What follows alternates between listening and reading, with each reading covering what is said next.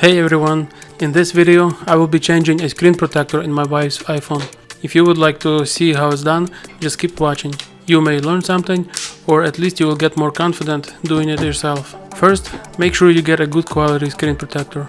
I recommend the one that is made of tempered glass and not just protective film.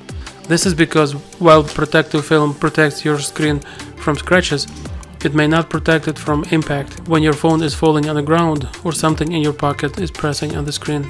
But tempered glass protector protects it in both cases. So basically, first I removed the phone from its case and I removed an old glossy screen protector from the phone. Glossy screen protector creates a lot of glare and therefore makes your eyes tired faster. So I'm installing an anti-glare screen protector this time.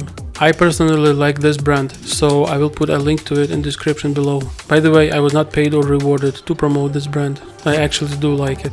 This package comes with 2 screen protectors. They are very nice packaged and come with everything needed to do a good job installing them.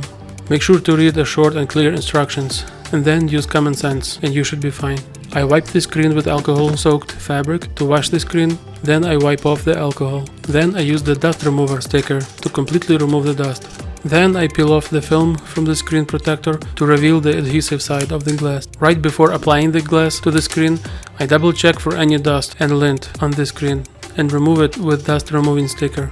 Now I'm ready to apply the screen protector. It would be a good idea to turn on some app on the phone that would keep the screen on. You want to keep the screen lit so you could see edges of the pixels to make sure you cover them all.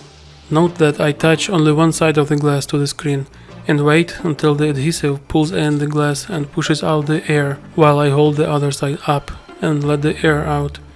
This is to ensure that no air bubbles form inside and I don't have to struggle removing them later. This is it. I hope you like this video and I'm sure you will like my other videos as well. So please subscribe and let's stay connected. Have a wonderful rest of the day.